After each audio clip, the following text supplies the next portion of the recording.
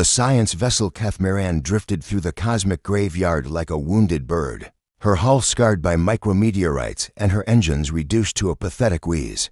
Commander Zareth pressed her scaled palm against the viewport, watching the bloated red giant that dominated their view. K-class star. The human databases would have called it, though none of them expected any humans to be reading their epitaph. 47 hours until stellar collapse, announced Dr. Vex, his crystalline form refracting the ominous red light. The crystalline physicist rarely showed emotion, but his usual azure glow had dimmed to a worried amber. The nova will sterilize everything within 12 light minutes. Behind them, engineer Korik's 6 arms worked frantically over the warp core diagnostics, his chitinous exoskeleton clicking with frustration. Antimatter containment is failing.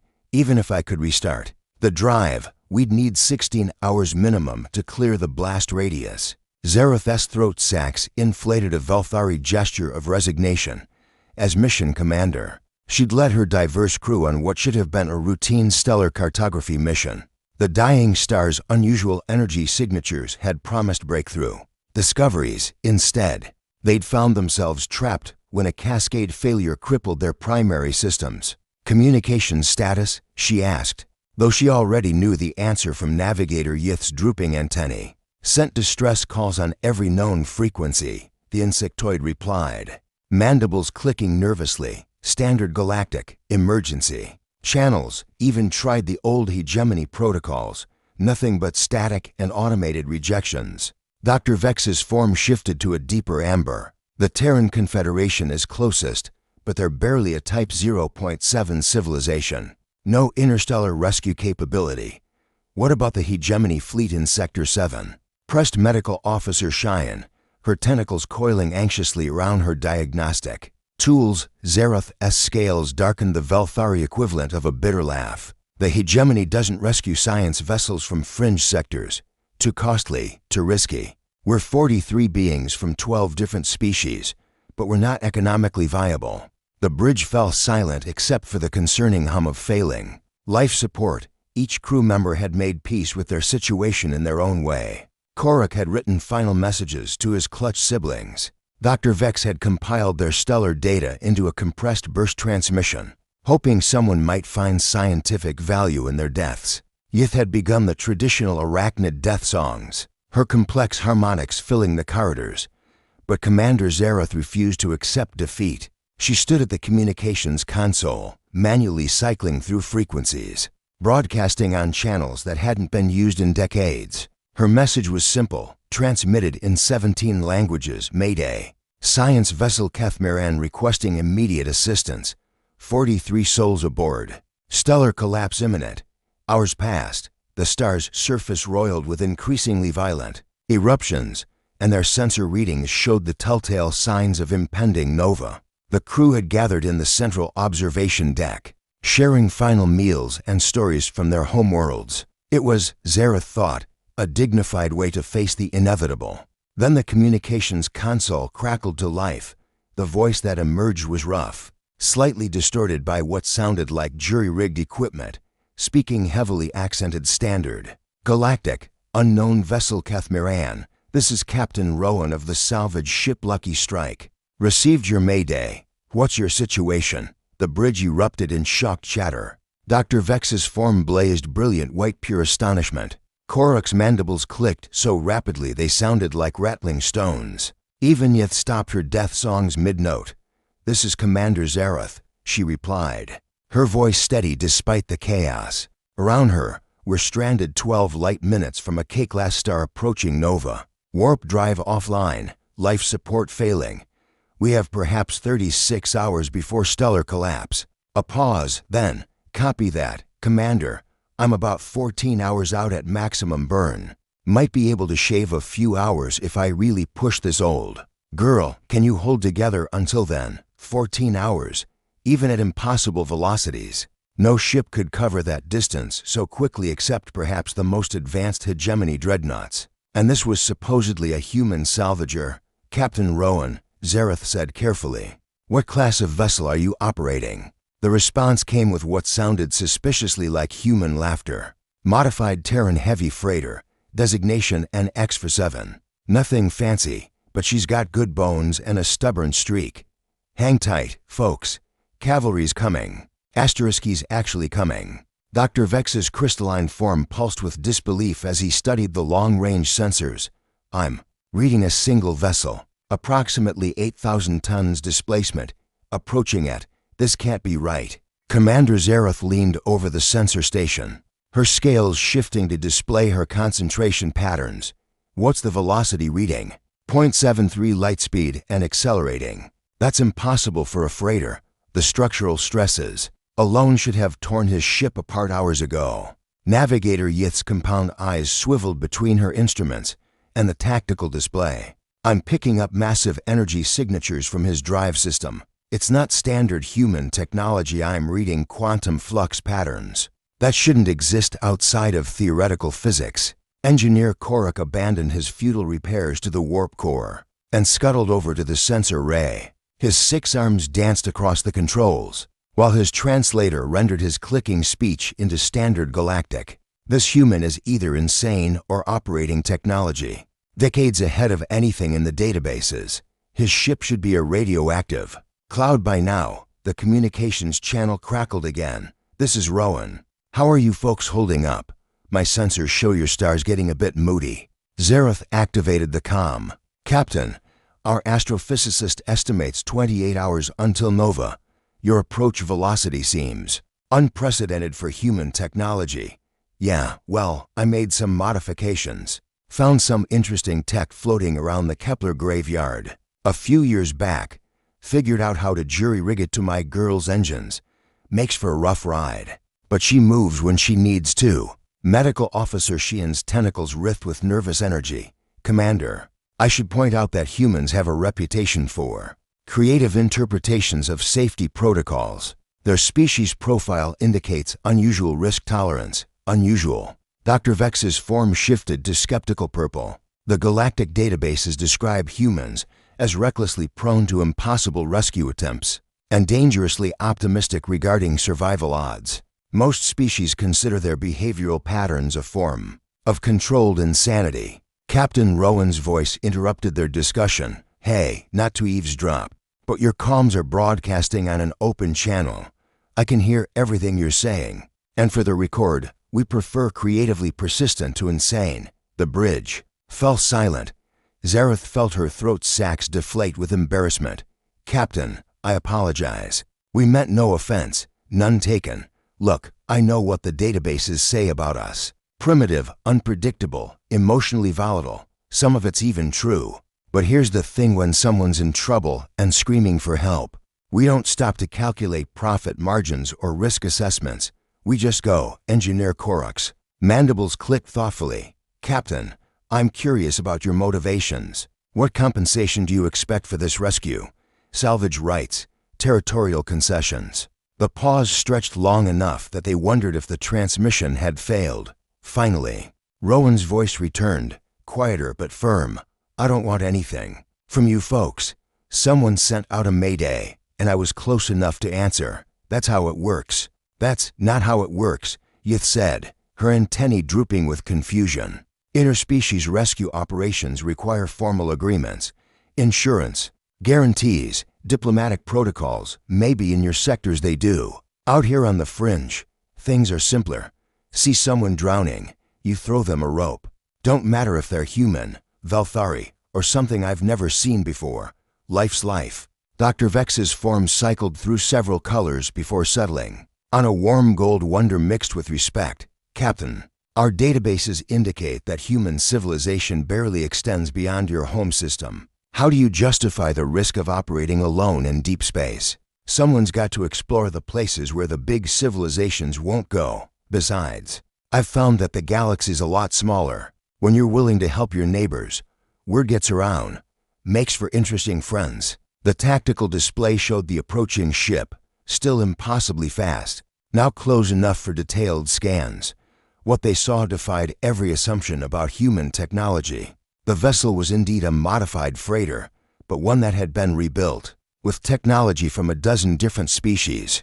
Crystalline energy conduits threaded through traditional human superstructure. Exotic matter containment units hummed alongside standard fusion reactors.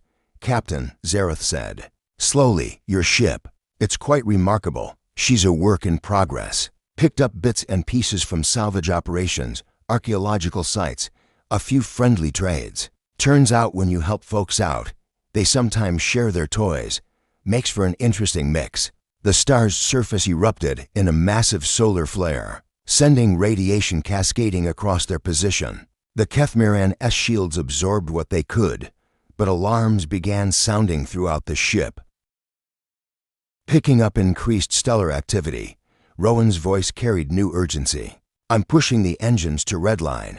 Hold together for me, folks. We're almost there." Captain Rowan's ship Lucky Strike dropped out of warp at the edge of the danger zone like a meteor made of determination and recycled metal. Through the viewports of the Kethmiran, the alien crew watched in stunned silence as the human vessel, a patchwork of technologies that should never have worked together, executed. A perfect high-speed intercept. Thermal signature is off the charts, reported Navigator Yith, her antennae twitching with nervous energy. His engines are running at 127% of rated capacity. No human ship should survive those temperatures. Lucky Strike to Kethmiran. Rowan's voice crackled through the comm, slightly strained but steady. "I'm reading massive structural damage to your hull. Can you maintain life support through a high-G evacuation?" Commander Zareth studied the tactical display.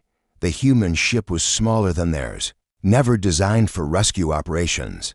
Yet somehow Captain Rowan had found a way. "Our hull integrity is compromised, but we can hold together long enough for personnel transfer. How do you propose to?" Her question was answered as the Lucky Strike began an impossible maneuver. Instead of docking, the ship positioned itself below the science vessel and extended what appeared to be jury-rigged tractor beam projectors technology. That shouldn't exist on a human freighter. "Where did you acquire tractor beam technology?" Dr. Vex asked, his crystalline form pulsing with scientific curiosity despite their desperate situation. "Traded some Earth coffee and chocolate to a hegemony engineer about 2 years ago," Rowan replied, his attention clearly focused on the delicate operation. "Amazing what people will swap for decent stimulants. Now hold still, this is gonna feel weird." The tractor beams engaged, and the Kethmiran shuddered as forces beyond its design specifications took hold. But instead of tearing the ship apart, the beams seemed to reinforce the failing hull, creating a stabilizing envelope that held their vessel together. "Impossible," breathed Engineer Korok, his 6 arms dancing over his instruments. "He's using the tractor field as external structural support. I've never seen anything like it." Medical Officer Sheehan's tentacles coiled with amazement. "Captain Rowan, this technique isn't in any rescue manual we know of. Where did you learn it?" "Made it up about 10 minutes ago," came the cheerful reply. "Sometimes you've got to improvise. Now, I'm going to slowly accelerate us both away from your star. This old girl's engines are powerful enough to move both ships, but it's going to be bumpy." The sensation was indescribable. 43 beings from 12 different species found themselves pressed against bulkheads as the Lucky Strike began dragging their entire ship away from the dying star. The human vessel's engines screamed with effort, visible through the viewports as brilliant columns of exotic matter and plasma. "Captain," Zareth called over the growing noise, "your engines are showing critical temperature readings. You need to reduce power before you suffer catastrophic failure."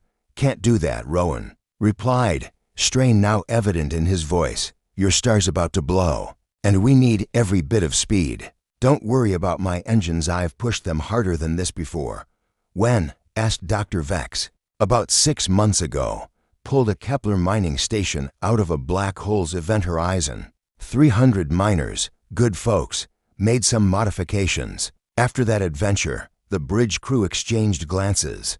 Even the hegemony's most advanced ships avoided black hole rescue operations. They were considered impossible." Navigator Yith's instruments chimed with new data. "Captain, we're clear of the immediate blast radius, but we need to reach minimum safe distance of 15 light minutes. Working on it." Rowan grunted. Through the comm, they could hear alarms blaring aboard his ship, the sound of emergency systems engaging, and what sounded like the captain arguing with his own computer. "Status report," Zareth asked. "Well, the good news is we're accelerating faster than I calculated. The bad news is my containment field is fluctuating. My hull is heating up like a barbecue, and my AI is threatening to file a formal complaint with Terran Command about unsafe operating conditions. You could release us," offered Engineer Korok. "Save your own ship." The response was immediate and firm. "Not happening. We all go home. Or nobody goes home. That's the deal." Medical Officer Cheyenne studied her readings of the human vessel. "Captain, I'm detecting elevated stress hormones and adrenaline in your biosignature. Are you injured?" "Just running on fumes and stubbornness at this point. Nothing a good meal and 20 hours of sleep won't fix." "How are your folks holding up?" Dr. Vex checked his instruments. "Remarkably well, considering we should all be dead by now. Your technique is working. Structural integrity is holding."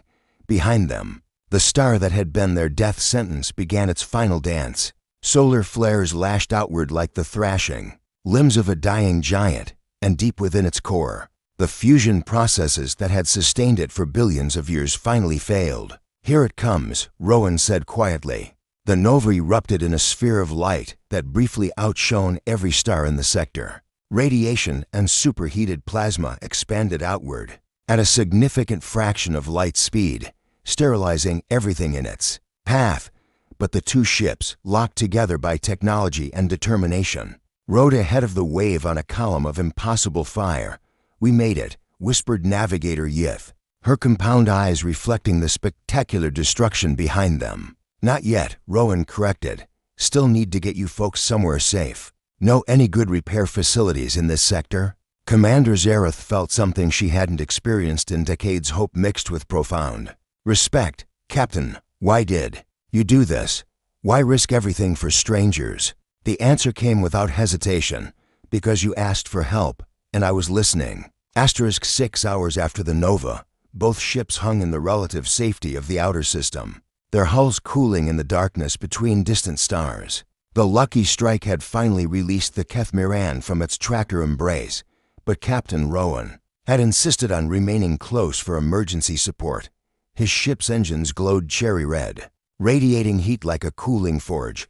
"Medical status across all species?" Commander Zareth asked as she reviewed the evacuation reports.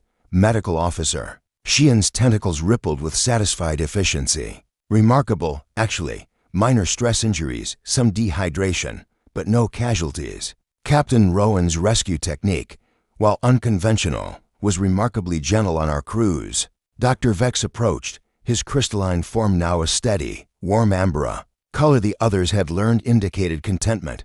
"Commander, I've been analyzing the human ship. His modifications are extraordinary. He somehow integrated technology from at least 15 different species into a cohesive system." "How is that possible?" asked Engineer Korok, his mandibles clicking with professional curiosity. "Interspecies technology integration requires decades of research, standardized interfaces, diplomatic agreements. That's what makes it remarkable," Dr. Vex interrupted. "He appears to have done it through pure experimentation and intuition. Some of these combinations shouldn't work according to established physics, yet they do." Navigator Yith looked up from her instruments. "Captain Rowan is requesting permission to come aboard. Says he wants to check on everyone personally and see if we need any emergency supplies." Zareth's scales shifted to display thoughtful patterns. In all her years commanding mixed-species crews, she had never encountered anything like this human. "Permission granted, but I want full medical and security protocols. We still don't know much about human biology or intentions." 20 minutes later, Captain Rowan cycled through their airlock, and the bridge crew got their first direct look at the being who had saved their lives. He was disappointingly ordinary by human standards, medium height, wearing a patched flight suit that had seen better decades, with graying hair and the kind of weathered face that spoke of too many years in space. What struck them wasn't his appearance, but his manner. He moved through their ship with easy confidence, greeting each species with what appeared to be genuine respect and curiosity. "Commander Zareth," he said, offering what their cultural Database identified as a human gesture of respect, a slight bow with extended hand. Glad to see everyone made it through in one piece. How are your systems holding up? Better than expected, thanks to you, she replied. Accepting the handshake with careful pressure, humans, she recalled, had fragile bones compared to most spacefaring species. Captain, I must ask, how did you know our rescue would work?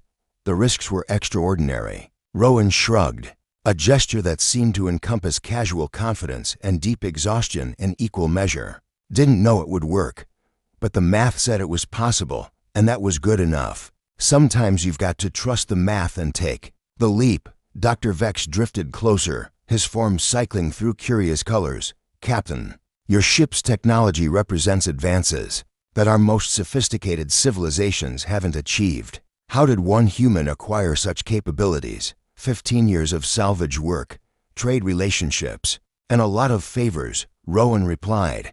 When you help people out, they tend to share things. Technical specs, surplus equipment, old research data. After a while, you start seeing how the pieces fit together. Engineer Korak scuttled forward, his translator rendering his rapid clicks into excited speech. But the integration challenges, alone power compatibility, interface protocols, structural harmonics. Yeah, it was tricky, Rowan agreed. Lost 3 ships learning how to make it work. But that's the beauty of salvage, there's always more ships, and each failure teaches you something new. Medical Officer Cheyenne studied him with her scanning instruments. Captain, your stress indicators suggest you've been operating under dangerous conditions for extended periods. Don't humans require regular rest and medical care? When I can get it, he admitted. But out here on the fringe, you learn to make do. Coffee helps, so does knowing you're making a difference. Navigator Yith's antennae drooped with something approaching disbelief.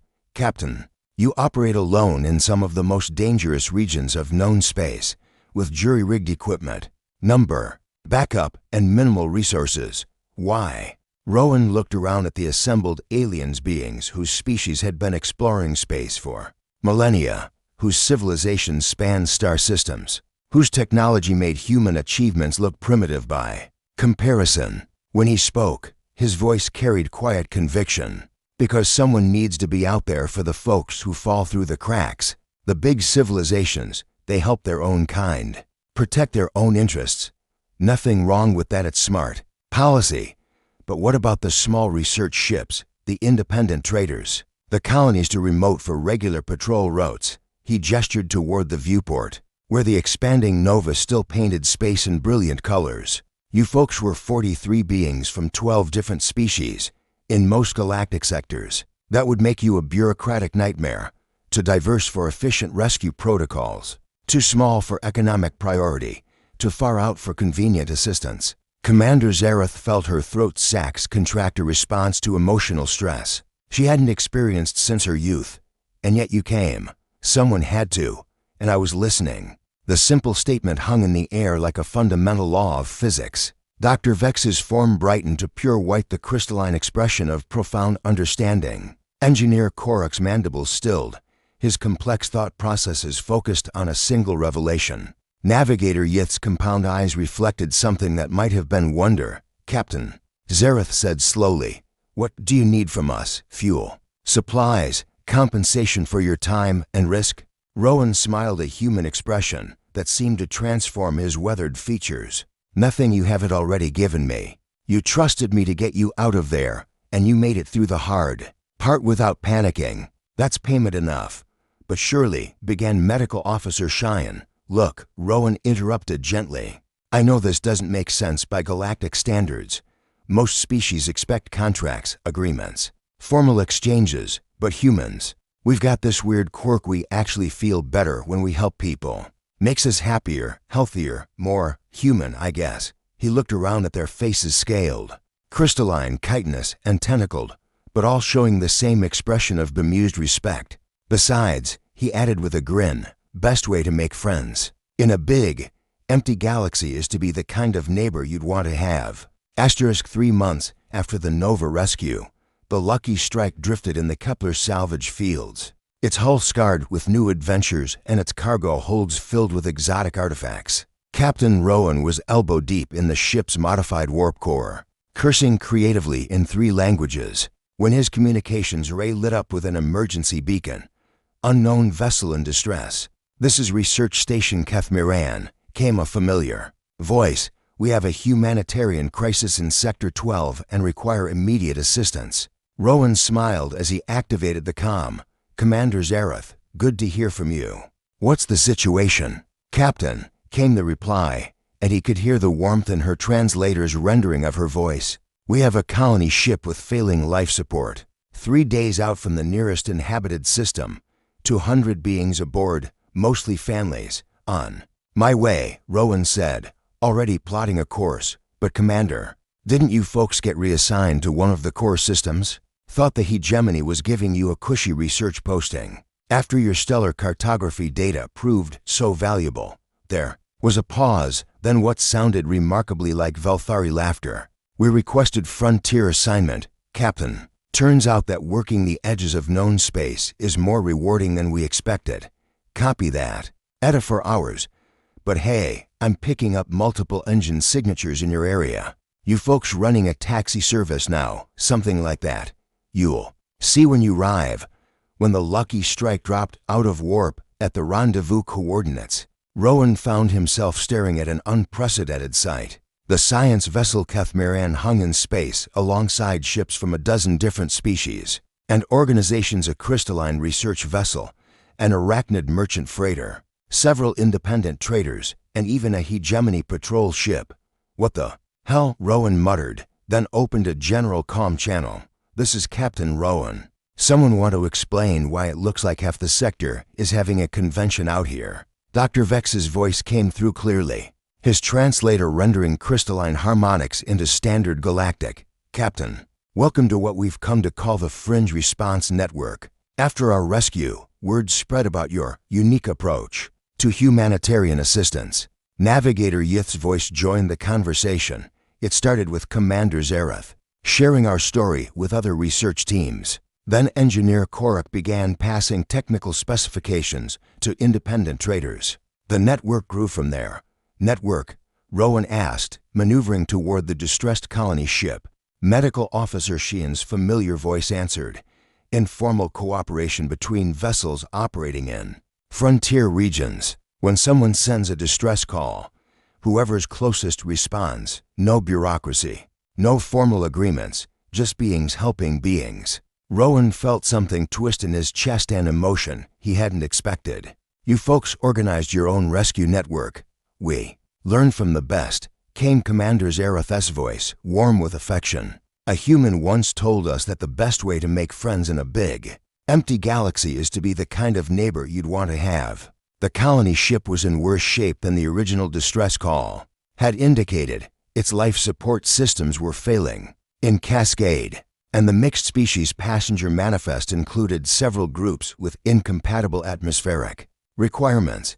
But now, instead of one jury-rigged salvage ship, the response included specialized rescue vessels, medical ships, and technical support craft. Captain Rowan called a new voice the hegemony patrol ship's commander, speaking in clipped military tones.